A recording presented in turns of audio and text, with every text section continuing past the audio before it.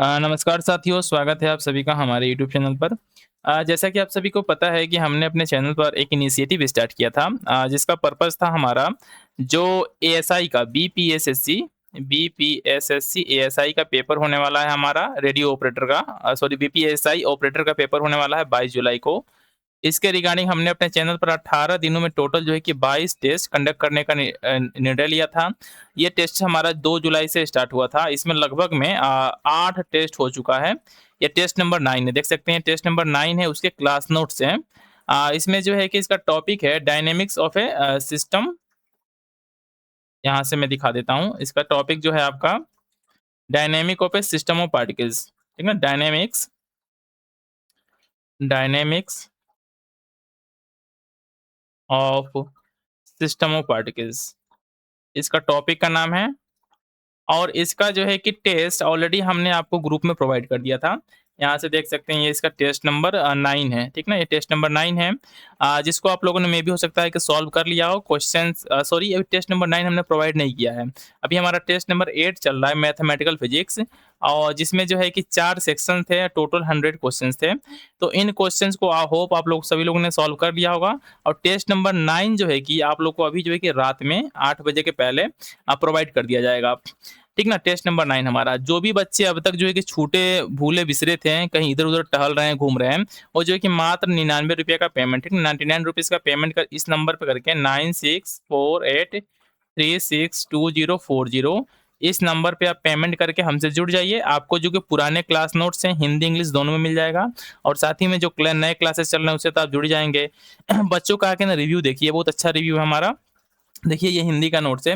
पहले मैं इंग्लिश में क्लास लूँगा, ठीक ना? हिंदी मीडियम वाले जो भी बच्चे हमको जॉइन कर रहे हैं, वो एक बात का ध्यान रखिए कि पहले मैं इंग्लिश में क्लास लूँगा, इसके बाद से जो है कि मैं हिंदी में भी समझाऊँगा आप लोग को, ठीक ना? ये हिंदी के नोट्स हैं, और आप जो है कि इसको मात्र हमसे जो है कि ₹99 का पेमेंट करके, ठीक ना? ₹99 का पेमेंट करके इस नंबर पे हमसे जुड़ सकते हैं। तो चलिए आज का क्लास स्टार्ट करते हैं। ये क्लास नंबर जो क्या है हमारा 9वें का क्लास नोट्स है। इसके पीडीएफ जो है कि लेने के लिए हमसे जुड़ जाइए, ठीक ना? तो इसमें पहले देख लेते हैं कि जो ये मैकेनिक्स का जो डेवलपमेंट हुआ हमारा मैकेनिक्स का किस तरीके से हुआ। जब हम इसके डेवलपमेंट की बात करते हैं मैकेनिक्स की, तो कुछ हमारे क्या थे फेमस वैज्ञानिक वगैरह हैं, उन्होंने कुछ-कुछ कॉन्सेप्ट दिया, और बाद में जो है कि सब सम अप होके हमारा न्यूटन के द्वारा कॉन्सेप्ट दिया गया। तो इसमें हम उन चीज़ों के बारे में ही बात करेंगे जो हमारे क्या है एग्ज़ाम के पर्सपेक्टिव से इम्पोर्टेंट है। तो पहला हमारा कॉन्सेप्ट क्या है? अरस्तू का सिद्धांत, ठीक है? एरिस्टोटलियन मैकेनिक्स को बोलते हैं। इन्होंने बोला कि जो हमारा natural state of a body क्या है हमारा रेस्ट है। मतलब कि कोई हमारा सब्जेक्ट टू कोई हमारा बॉडी है, वो क्या हमेशा अपने रेस्ट स्टेट को मेंटेन करके रखना चाहता है, जो कि क्या होता है उसका नेचुरल स्टेट होता है। ठीक है, सपोज कीजिए कोई बॉडी है तो क्या होगा यहाँ पे रेस्ट में रहेगा, यही इसका क्या है नेचुरल स्टेट है। जब तक क्या होता है उसपे कोई कंटिन्यूअस फोर्स नहीं लग जाता है, जो क्या करेगा उसको स्टडी यूनिफॉर्म मोशन में ला दे, ठीक ना? इसको बोलते हैं अरस्तू का मैकेनिक्स या एरिस्टोटलियन मैकेनिक्स, कि जब इस पे हम कोई फोर्स एफ अप्लाई करेंगे, सपोज कीजिए हम धक्का देते हैं, तो ये क्या करेगा in forward direction v velocity से मूव करेगा। जब तक जो है कि इस पे ये फोर्स नहीं लगेगा, तब तक क्या होगा इसकी वेलोसिटी की वैल्यू 0 होगा, वेग क्या होगा 0 होगा। इसी को बोलते हैं एरिस्टोटलियन मैकेनिक्स। दूसरा हमारा गैलीलियन ट्रांजिशन। इनके बाद से दूसरे हमारे वैज्ञानिक है, इनका नाम क्या था गैलीलियन। इन्होंने क्या बोला कि the concept of friction, friction का जो कॉन्सेप्ट है इनके द्वारा इंट्रोड्यूस किया गया। क्या बोला इन्होंने? Discover the principle of inertia. Inertia का जो प्रिंसिपल है, इन्होंने इसका जो क्या किया था इन्वेंशन किया था, इनर्शिया का प्रिंसिपल। सॉरी, कुछ प्रॉब्लम्स आ रहे हैं। ठीक है, तो लॉ ऑफ इनर्शिया का इन्होंने क्या किया था? ये किया था। इन्होंने क्या बोला कि जो इंक्लाइन सरफेस होता है ना, उन पे कुछ एक्सपेरिमेंट किया। इन्होंने बोला कि body in a motion will be continue moving at a constant velocity indefinitely if all resistive forces are eliminated. कोई सपोज कीजिए कोई ऐसा फोर्स है जो इसके ऊपर लग रहा है, जैसे कि फ्रिक्शन हो गया। सपोज कीजिए फ्रिक्शन है इस सरफेस का, इसके ऊपर लग रहा है। तो अगर हम इस फ्रिक्शन को रिमूव कर देते हैं यहाँ से, रिमूव कर देते हैं फ्रिक्शन को यहाँ से, तो क्या होगा, ये बॉडी हमारा जो है कि इनफाइनाइट समय के लिए विदाउट एनी रेस्ट मोशन करता चला जाएगा। ये था हमारा गैलीलियन ट्रांजिशन, इन्होंने फ्रिक्शन का कॉन्सेप्ट दिया था। इसके बाद से जब हम आगे बढ़ते हैं तो हमारा आता है न्यूटोनियन सिंथेसिस, ठीक ना। ये सब मैं चीज़ें बस इंट्रोडक्शन के तौर पे बता रहा हूँ, आपके एग्जाम के पर्सपेक्टिव से इंपॉर्टेंट है नहीं।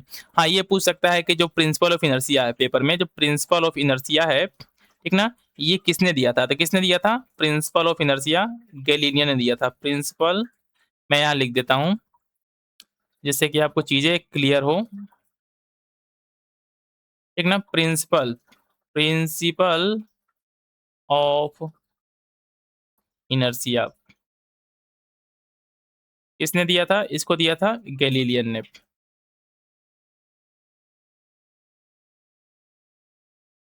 गैलीलियन दिया था। इस नाम को याद रखिएगा आप लोग। अब हम न्यूटोनियन में देख लेते हैं क्या था कि न्यूटोनियन ने क्या किया, जो सभी ये लॉ दिए गए थे पुराने, इनका क्या किया, सिंथेसिस किया Galileo kinematics and Kepler planetary motion का, और क्या किया, पब्लिश किया एक किताब जिसका नाम क्या था, प्रिंसिपा 1687 में। 1667 में प्रिंसिपा नाम की एक किताब पब्लिश की।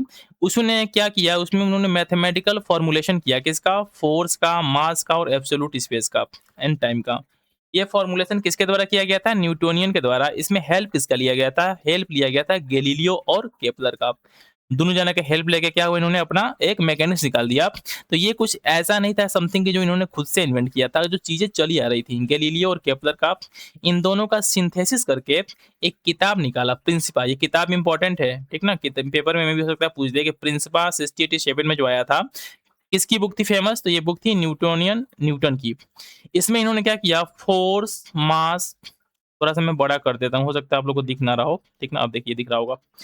फोर्स, मास, साथ ही में एब्सोल्यूट स्पेस का कॉन्सेप्ट को इंट्रोड्यूस किया। अब देखिए न्यूटन के कुछ हमारे लॉ वगैरह देख लेते हैं, जो हमारे एग्जाम के पर्सपेक्टिव से क्या इंपॉर्टेंट है। पहला हमारा नियम है law of inertia. Law of inertia कहता है कि सपोज कीजिए कोई हमारा बॉडी है, ठीक ना, जिसका मास क्या है, m है। तो ये अपने क्या करेगा, state of rest or uniform linear motion unless compelled to change the state by external unbalanced net force। समझते हैं इस बात को।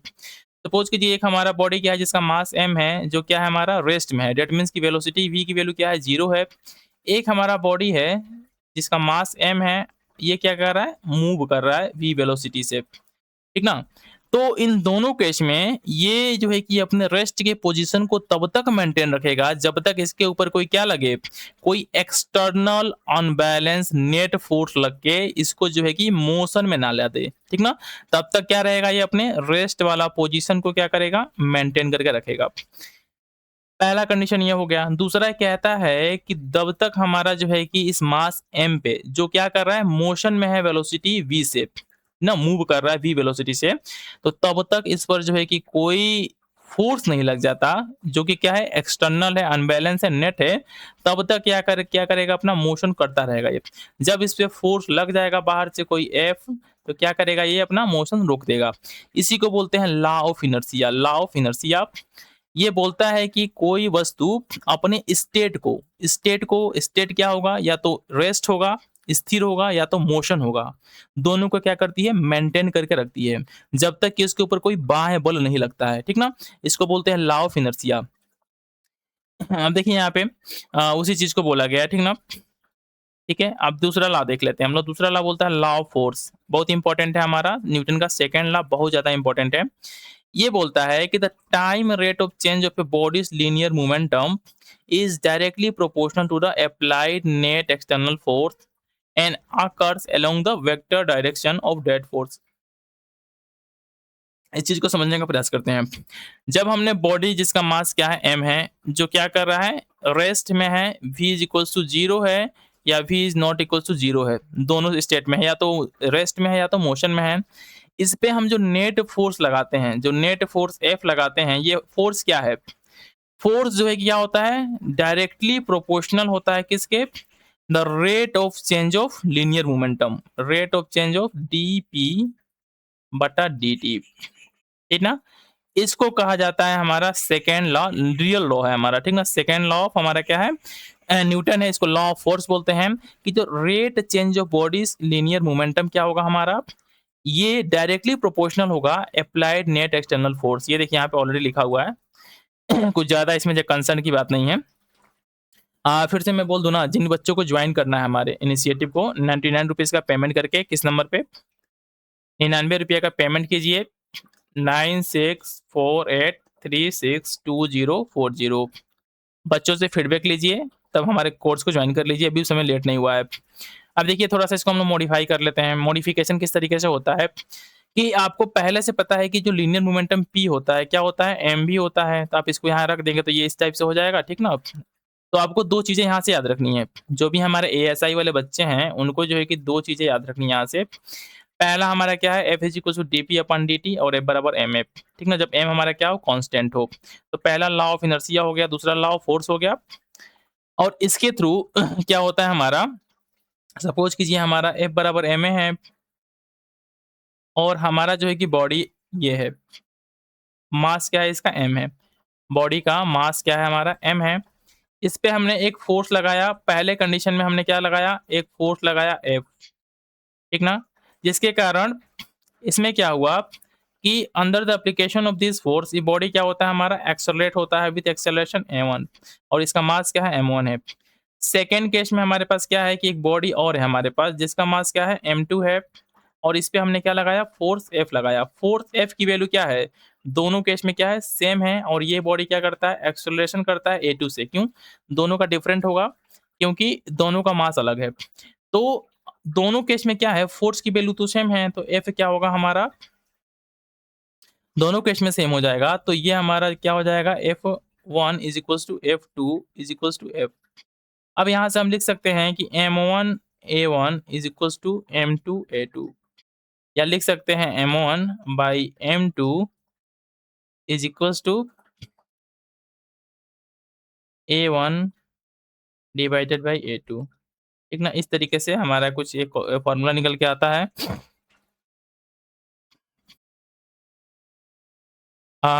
थर्ड वन देख लेते हैं, लॉ ऑफ एक्शन रिएक्शन। इसमें क्या है, जो भी नए बच्चे जुड़ रहे हैं हमसे, चैनल को सब्सक्राइब जरूर कर लीजिएगा। ये होता है हमारा F12 अपॉन F1। सपोज कीजिए कोई बॉडी है, इस पे हम फोर्स लगाते हैं तो ये बॉडी हमारे ऊपर भी एक फोर्स लगाएगा, सबको पता होगा, law of action and reaction बोलते हैं। ये क्या होगा, ये हमारा सेम मैग्नीट्यूड होगा लेकिन डायरेक्शन क्या होगा, अपोजिट होगा। ये देखिए F12 F21 बराबर है विद डिफरेंट डायरेक्शन। माइनस का क्या बताता है यहाँ पे, ओनली डायरेक्शन को बताता है, डायरेक्शन को बताता है माइनस साइन, ठीक ना? ये हो गया हमारा थर्ड लॉ। थर्ड लॉ को 3 लॉ हो गए हमारे, पेपर में पूछे जा सकते हैं। अब देखिए जो मोस्ट इंपॉर्टेंट है हमारे लिए क्या है कि dynamics of A system of particles and conservation law, बहुत ज़्यादा इंपॉर्टेंट है हमारे एग्जाम के पर्सपेक्टिव से। इसको देख लेते हैं। देखिए पहले इसके मैं बता देता हूँ कि कोई हमारा बॉडी है, ठीक ना? कोई बॉडी है इस तरीके से। तो इस बॉडी के अंदर हमारा क्या होता है, एक सर्टेन पॉइंट होता है, सर्टेन पॉइंट होता है जिसको हम बोलते हैं सेंटर ऑफ मास।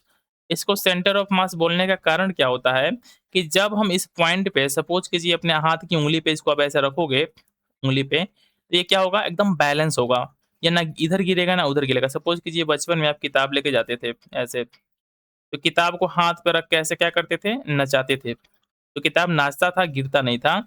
तो वो जहाँ पे आप रख के नचाते थे ना, वो नचाने वाला पॉइंट क्या था, वही था हमारा सेंटर ऑफ मास। देखिए सेंटर ऑफ मास के बारे में बता रहा था मैं। तो क्या करते थे बचपन में, आप इस उँगली पर रख के नचाते थे इस चीज़ को, ऐसे नचाते थे, ऐसे इस तरीके से इस डायरेक्शन में। तो ये नाचता था, तो ये जो पॉइंट है जहाँ पे आप उँगली पे आप उस चीज़ को रखते थे, इसी पॉइंट को बोलते हैं centre of mass. Centre of मास किसी भी बॉडी का, किसी भी, मैं फिर से रिपीट कर रहा हूँ कि सेंटर ऑफ मास किसी भी बॉडी का वो केंद्र होता है, वो पॉइंट होता है जहाँ पर हम पूरे इस बॉडी के मास को क्या मान सकते हैं कि यहीं पे क्या है, कॉन्सेंट्रेटेड है। उसी को बोलते हैं सेंटर ऑफ मास।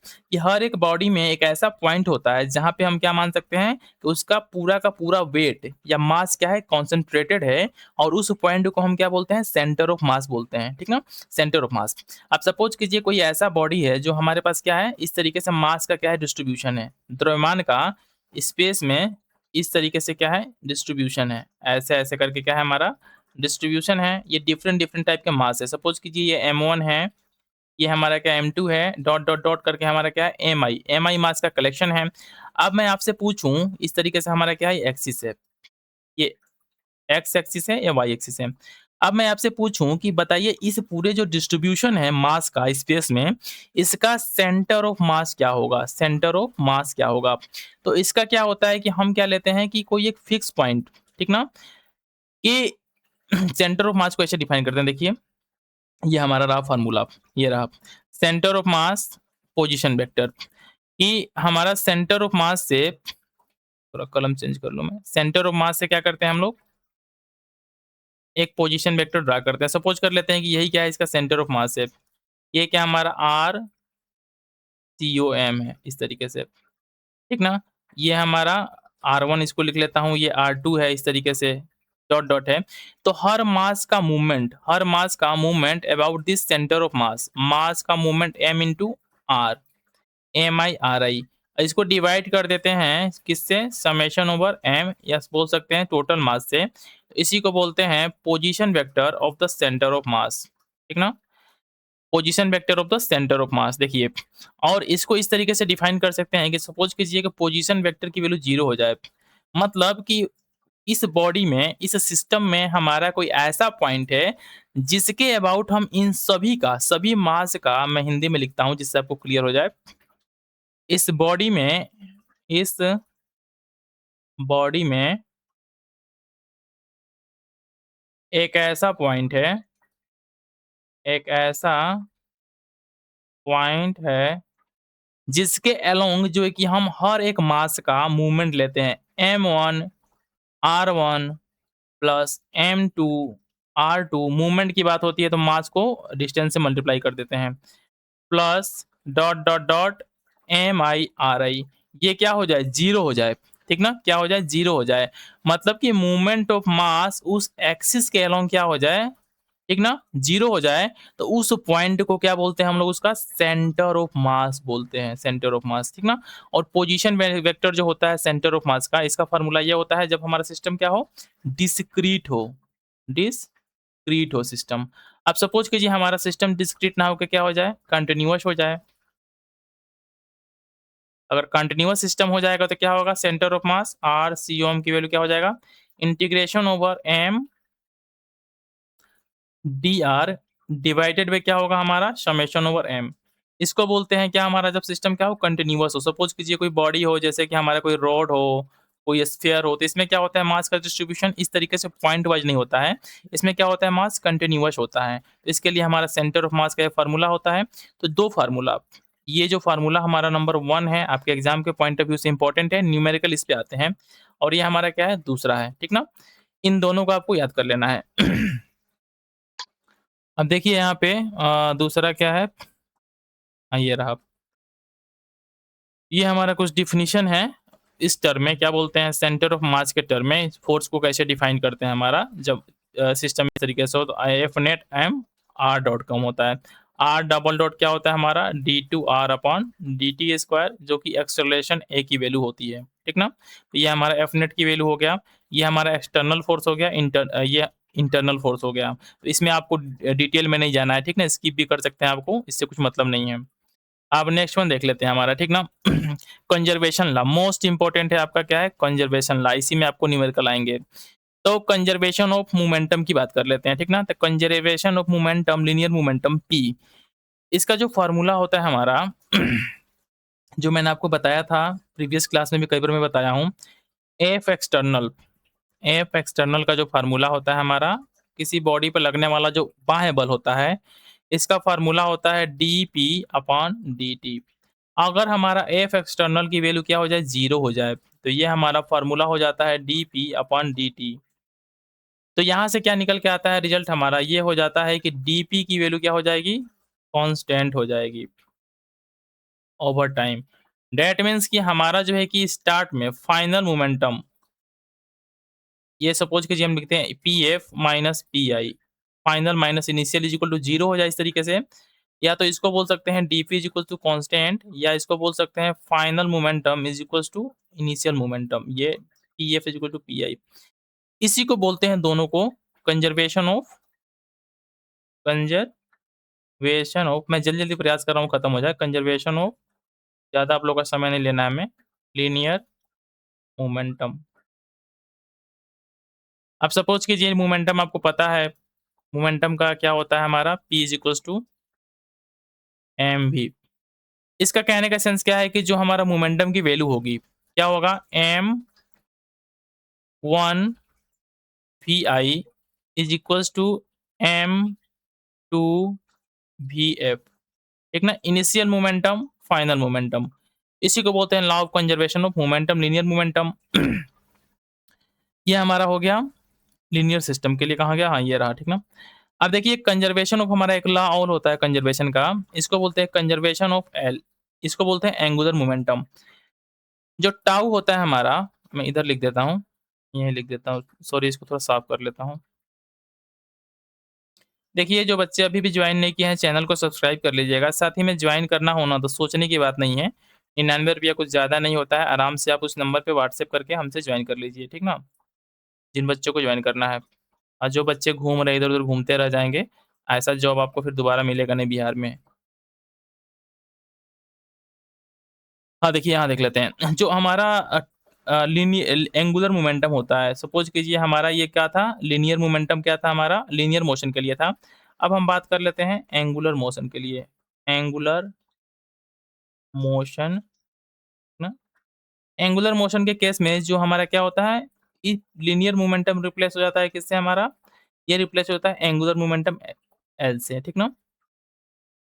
ये जो एंगुलर मोमेंटम होता है, लीनियर मोमेंटम से कैसे लिंक होता है? ये फ़ॉर्मूला होता है L is equals to R cross P, ठीक ना? उस मोमेंटम का फिर मोमेंटम लेते हैं along a fix point R, तो इसको बोलते हैं एंगुलर मोमेंटम, ठीक ना? अब ये एंगुलर मोमेंटम हमारा एक टर्म से रिलेटेड, इसको बोलते हैं टॉर्क। टॉर्क ये जो है कि सेम होता है, जैसे हमारा लीनियर मोशन में फोर्स होता है ना, वैसे हमारा एंगुलर मोमेंटम में क्या होता है? टॉर्क होता है, टाउ होता है। तो टाउ जो को लिखते हैं हमारा, इसको बोलते हैं बॉल आंगुड़, ठीक ना? इसको लिखते हैं tau is equals to r cross L, sorry r class L नहीं होता है, ये टाउ का जो फार्मूला होता है हमारा, देखिए इसमें क्या होता है, टाउ जो होता है हमारा, मैं उसको डिफाइन कर रहा था। जैसे फोर्स को लिखते हैं लीनियर मोमेंटम के टर्म में, F इक्वल्स टू क्या होता है हमारा, D P upon D T होता है। सिमिलर वे हमारा जो टाउ होता है, जब एंगुलर मोमेंटम आ जाएगा तो ये हो जाएगा D L by D T, rate of change of angular momentum with respect to time. Suppose कीजिए हमारा एफ टाउ एक्सटर्नल की वैल्यू क्या हो जाए, जीरो हो जाए, तो इस केस में क्या होता है, एंगुलर मोशन में हमारा क्या हो जाता है, एंगुलर मोमेंटम क्या होता है हमारा, डी एल की वैल्यू क्या हो जाएगी, कांस्टेंट हो जाएगी। इसी को बोलते हैं conservation of angular momentum, second है हमारा, ठीक ना, ये सेकंड वन है हमारा, मैं हमने दो पढ़ लिया। अब पढ़ लेते हैं कंजर्वेशन ऑफ ई। तो ई जो होता है हमारा, ठीक ना, इलेक्ट्रिक फील्ड, इसको हाँ ई ही बोलेंगे, ठीक ना, ये होता है हमारा, सॉरी एनर्जी है, कंजर्वेशन ऑफ ई। तो ये जब हमारा कंजर्वेटिव फील्ड होगा तो क्या होगा, ई टोटल हमारा क्या होगा, कांस्टेंट होगा। ई क्या है हमारा, एनर्जी है, ई क्या है, एनर्जी है। तो हमने तीन चीजों को पढ़ा, एक conservation of linear momentum, conservation of angular momentum, उसके बाद से हमने पढ़ा कंजर्वेशन ऑफ एनर्जी। तो जो एनर्जी है हमारा, ठीक ना, एनर्जी क्या होता है, कंजर्व होता है, लेकिन कहने का शर्त क्या है कि हमारा सिस्टम क्या हो, कंजर्वेटिव हो। लीनियर मोमेंटम ऑलवेज कंजर्व होगा, एंगुलर मोमेंटम ऑलवेज कंजर्व होगा, लेकिन एनर्जी कभी कंजर्व हो भी सकता है, कंजर्व नहीं भी हो सकता है। ये डिपेंड करता है कि सिस्टम का बिहेवियर क्या है, कंजर्वेटिव है कि नॉन कंजर्वेटिव है। कंजर्वेटिव का सीधा सा फार्मूला होता है कि सपोज कीजिए कोई फील्ड एफ है हमारा, ठीक ना, ये कंजर्वेटिव तब होगा जब हम उसका क्या लेते हैं, कर लेते हैं क्रॉस प्रोडक्ट, और ये क्या हो जाए हमारा, जीरो हो जाए, तो ये फील्ड क्या होगा हमारा, कंजर्वेटिव होगा। जीरो नहीं होता है तो नॉन कंजर्वेटिव होगा। देखिए इसी चीज़ को यहाँ लिखा गया है, conservation of linear momentum, already मैंने आपको बताया। ये कंजर्वेशन ऑफ हमारा क्या है, हमारा एंगुलर मोमेंटम है, इसको भी मैंने आपको बताया यहाँ पे, ठीक ना, ये वाला फॉर्मूला, इसमें कुछ ज़्यादा है नहीं। कंजर्वेशन ऑफ मैकेनिकल एनर्जी हमारा मैंने ऑलरेडी बताया आपको, E plus T plus V क्या होता है, कांस्टेंट होता है। अब देखिए यहाँ से एक बहुत ही इंपॉर्टेंट फार्मूला निकल के हमारा आता है, जिसको समझना जरूरी है, क्योंकि जो भी प्रॉब्लम्स आप सॉल्व करोगे ना, मैक्सिमम में यही सॉल्व होगा, यही लगेगा। ई जो होता है हमारा क्या होता है, टी प्लस वी होता है। टी क्या होता है, काइनेटिक एनर्जी होता है, और वी क्या होता है हमारा, पोटेंशियल एनर्जी होता है। सपोज कीजिए ई क्या है हमारा, टोटल एनर्जी क्या है, कंजर्व है, ठीक ना। तो कोई सिस्टम इस तरीके से मोशन करता है कि उसका काइनेटिक एनर्जी क्या हो रहा है, बढ़ रहा है, बढ़ रहा है, तो इसके करस्पॉन्डिंग हमारा पोटेंशियल एनर्जी क्या होगा? डिक्रीज़ होगा। क्यों डिक्रीज़ होगा? क्योंकि इसको इस वाले वैल्यू को क्या करके रखना है, इसको कांस्टेंट करके रखना है। कांस्टेंट मतलब कि नियत करके रखना है। नियत करने के लिए क्या होगा? अगर 1 की वैल्यू बढ़ेगी, 1 की वैल्यू क्या होगी? घटेगी। सपोज़ कीजिए किसी टोकरी में आप जो है कोई इस तरीके से बर्तन है। इस बर्तन में टोटल जो है कि आप 20 गेंदें रख पाएँगे। 20 बॉल को रख पाते हैं। ठीक है? इसका कैपेसिटी है। 20 बॉल में से आपके पास 2 तरीके के बॉल हैं। एक बॉल क्या हमारा रेड है, रेड की संख्या और दूसरा क्या हमारा ब्लू है, मैं मान लेता हूँ।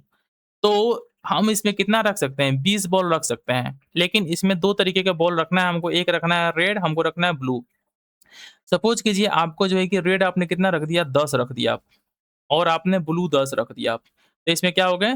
10 क्या हो गए? रेड हो गए, 10 ब्लू हो गए। अब इसमें से आपको जो है कि रेड की संख्या बढ़ानी हो, रेड की संख्या अगर बढ़ा के आपको क्या करना है? 15 कर देना है। 15 रखना है, रेड की संख्या बढ़ा के कितना रखना है आपको? अच्छे से लिख देता हूँ यहाँ पे, इंक्रीज़ करके कितना कर देना है इसको? 15 कर देना है। तो उसके करस्पॉन्डिंग आपको इसमें से क्या करना पड़ेगा? हटाना पड़ेगा ब्लू गेंदों की संख्या, क्या करेंगे? 5 माइनस कर देंगे। 5 माइनस कर देंगे तो इसकी संख्या कितनी हो जाएगी? 5 हो जाएगी और हाल-हाल में इंक्रीज़-डिक्रीज़ के बाद से इसकी वैल्यू कितनी होनी चाहिए? 20 ही होनी चाहिए। ठीक ना? तो एक हमारा अगर इंक्रीज़ होगा रेड बॉल तो उसके करस्पॉन्डिंग ब्लू बॉल क्या होगा? डिक्रीज़ होगा। इसी को बोलते हैं कंज़र्वेशन ऑफ एनर्जी। तो हमारा सपोज़ कीजिए किसी बॉडी का एनर्जी जो काइनेटिक है हाफ एम वी स्क्वायर। ठीक ना? ये अगर बढ़ता है तो इसके करस्पॉन्डिंग जो इसकी पोटेंशियल एनर्जी होगी, सपोज़ कीजिए हमारा बॉडी क्या है ग्रेविटी के अंदर मोशन करता है mgh, ठीक ना? ये क्या करेगी? घटेगी और इन दोनों का सम क्या होगा? हमारा एनर्जी टोटल एनर्जी के बराबर होगा। इसका बहुत ज़्यादा एप्लीकेशन होता है न्यूमेरिकल्स को सॉल्व करने में। जब इस पे क्वेश्चन्स हम करवाएँगे तो आपका हर एक डाउट क्लियर हो जाएगा। नेक्स्ट वन देख लेते हैं। ये हो गया ठीक ना? ठीक है, ये इतना इम्पोर्टेंट है नहीं, आप इसको छोड़ दीजिएगा। ये भी इम्पोर्टेंट नहीं है, ठीक ना? बस इसको डाला गया है, मेंस के लिए इम्पोर्टेंट है चीज़ें ये। मेंस जब करवाएँगे ना आप लोग का, तो हम उसको बताएँगे।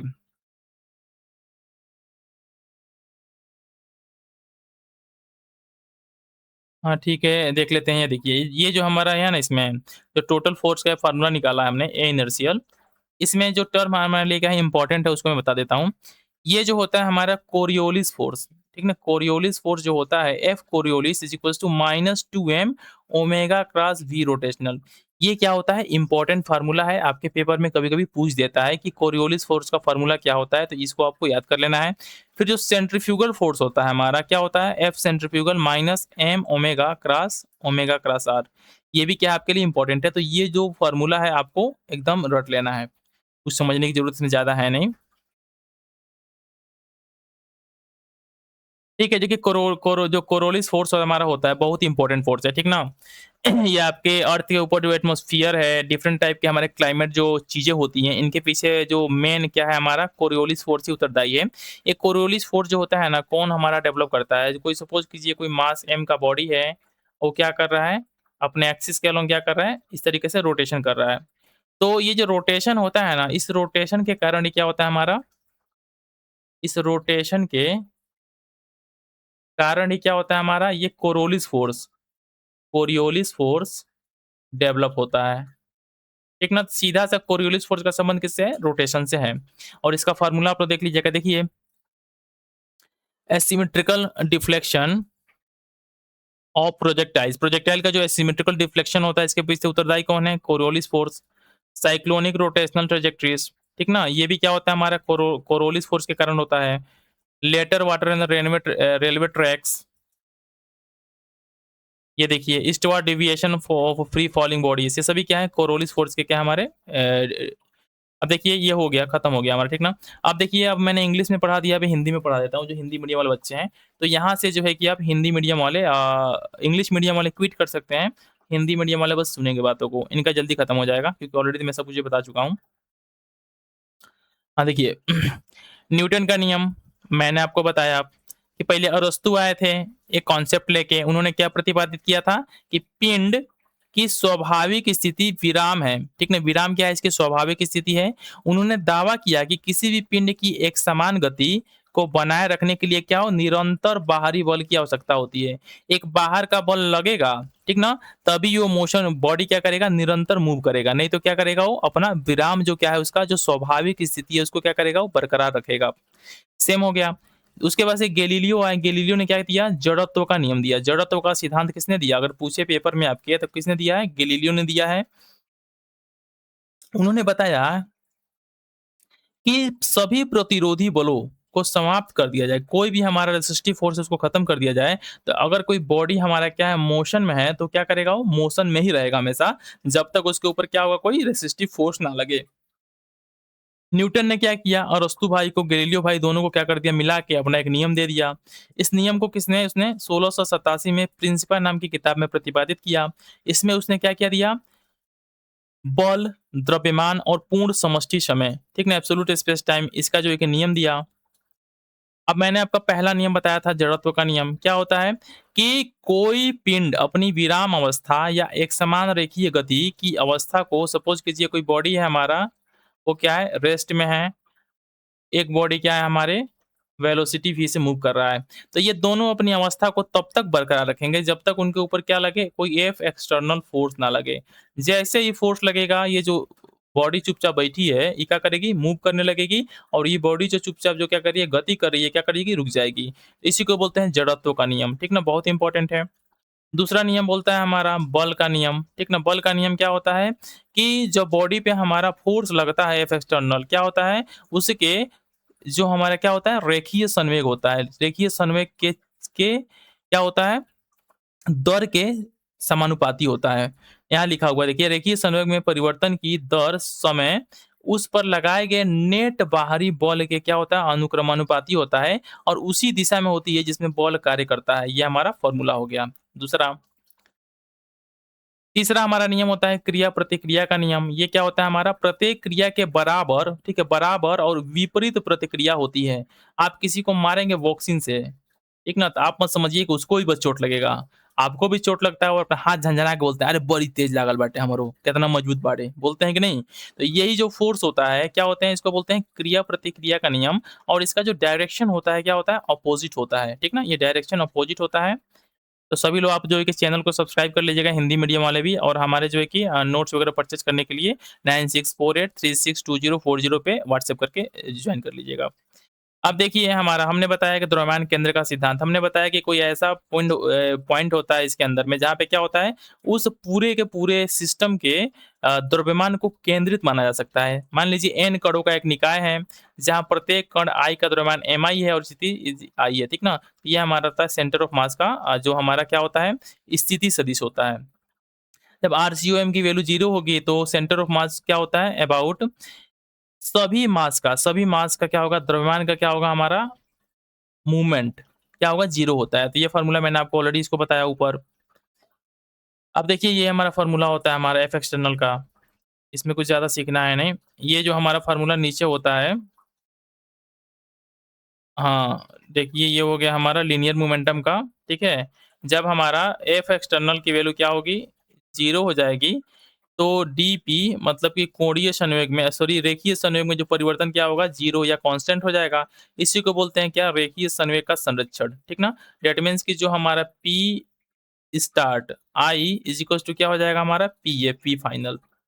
इसका बहुत ज़्यादा एप्लीकेशन होता है। इसको बोलते हैं कोणीय संवेग का संरक्षण। एल एल क्या होता है हमारा? जो टाउ होता है पल आघूर्ण, ये विभाजित होता है हमारा कि समय दर किसका? हमारा एल का, ठीक ना? जब हमारा टाउ जो बल आघूर्ण है 0 हो जाए तो डीएल क्या हो जाएगा? हमारा कांस्टेंट हो जाएगा। दैट मीन्स कि L F is equals to L I. Start में जो हमारा क्या होगा? अ, कोणीय संवेग होगा, वो जो है कि बाद के कोणीय संवेग के क्या हो जाएगा? बराबर हो जाएगा। ये पर आपका यहाँ पे दिया हुआ है, इंपॉर्टेंट है। इन सब का एप्लीकेशन होगा क्वेश्चंस को सॉल्व करने में, ठीक ना? अब एनर्जी का कंजर्वेशन हमने ऑलरेडी आपको बताया है कि E is equal to T plus भी होता है, और इसमें होता क्या है कि सपोज कीजिए टी की वैल्यू जब बढ़ेगी तो भी की वैल्यू क्या होगी? घटेगी। भी की वैल्यू घटेगी, क्यों घटेगी? क्योंकि ई को क्या रखना है हमको? कांस्टेंट रखना है, कांस्टेंट रखना है। हमने अच्छा से एक एग्ज़ाम्पल भी आपको दिया था उसमें। दिया था कि हम इस तरीके से एक हमारा सपोज़ कीजिए कोई बॉक्स है, उस बॉक्स की कैपेसिटी कितनी है 20 है। इसमें 2 तरीके के बॉल रखने हैं, एक को रेड बोलते हैं, एक को बोलते हैं हम लोग ब्लू। अगर रेड हम 10 रख लेते हैं, ब्लू भी 10 रख लेते हैं, फिर से बाद में हमको रेड को बढ़ाना है, +5 करना है, +5 करना है, तो हमको जो है कि ब्लू में से -5 करना पड़ेगा। जब इसमें +5 करेंगे तो 15 हो जाएगा, माइनस करेंगे तो 5 हो जाएगा। दोनों केस में इसका सम क्या होगा? 20 ही होना चाहिए, ठीक ना? इसमें क्या है क्या इसका सपोज़ कीजिए mv स्क्वायर है हमारा, अगर v बढ़ता है, तो इसके करस्पॉन्डिंग mgh हमारा जो एनर्जी है, क्या करेगा? घटेगा। सिंपल सा इसका एप्लीकेशन आपको देखने को मिलेगा। अब देखिए ये जो फ़ॉर्मूला हमारा था ये इम्पोर्टेंट था। इसमें 2 चीज़ें हैं हमारी। पहला क्या था हमारा, ये हमारा कोरोलिस है, कोरोलिस बल है। इसको देखिए यहाँ पे, इसको क्या बोलते हैं हम लोग? कोरिओलिस बल। इसका फ़ॉर्मूला ये इम्पोर्टेंट है -2m omega into v rotational. ठीक है? ये क्या होता है? घूर्णन तंत्र के सापेक्ष वेग होता है। ओमेगा और v रोटेशन दोनों सदिश राशि लंबवत हैं। अब केंद्रीय बल, इसका फ़ॉर्मूला भी इम्पोर्टेंट है, यहाँ से देख लीजिएगा। दोनों को याद कर लीजिएगा आपके पेपर में और साथ ही में आपका जो टेस्ट होने वाला है नेक्स्ट, उसमें डायरेक्ट पूछेगा। अब इसमें जो कुछ इसमें इसका एप्लीकेशन देख लीजिए क्या होता है। प्रक्षेपों को असममित प्रक्षेपण, इसमें क्या होता है? ये जो कोरियोलिस फ़ोर्स होता है, ठीक ना? ये क्या होता है? उत्तरदायी होता है। चक्रवाती घूर्णन पथ में ये सब बहुत इम्पोर्टेंट है। ये चारों मैं जो बता रहा हूँ बहुत ज़्यादा इम्पोर्टेंट है। पेपर में पूछेगा कि प्रक्षेपों का जो असममित प्रक्षेपण होता है, या चक्रवाती घूर्णन पथ होता है, या रेलवे पटरियों पर पार्श्व घिसाव होता है, या स्वतंत्र रूप से गिरते पिंडों का पूर्व की ओर विचलन, इन सभी के पीछे कौन उत्तरदायी है? तो कौन उत्तरदायी है हमारा? कोरिओलिस बल उत्तरदायी है। इनको देख लेना, ठीक ना? तो ये इस तरीके से हमारा जो है कि आज का हिंदी, इंग्लिश दोनों में क्लास खत्म हो गया है। इसका टेस्ट आपको रात को 8 बजे चैनल पे, जो व्हाट्सएप चैनल है हमारा, उसपे हम अपलोड कर देंगे। आप उन क्वेश्चंस को सॉल्व करने का प्रयास कीजिएगा। फिर इसका डिस्कशन टेस्ट का हम जो है कि नेक्स्ट डे कराने का प्रयास करेंगे, ठीक ना? आप सभी लोग जो अब तक जो है कि हमसे नहीं जुड़े हैं, 9648362040 पे व्हाट्सएप करके हमारे चैनल को जॉइन कर लीजिए टेस्ट सीरीज को, मात्र जो है कि ₹99 का पेमेंट करके, ठीक ना? ये कभी भी आपको जो है कि एक एएसआई का पोस्ट दिला सकता है, मात्र ₹99। तो थैंक्स फॉर वॉचिंग, मिलते हैं नेक्स्ट वीडियो में, जिसमें जो कि हम मैथमेटिकल फिजिक्स का जो कोर कॉन्सेप्ट है उसको समझने का प्रयास करेंगे।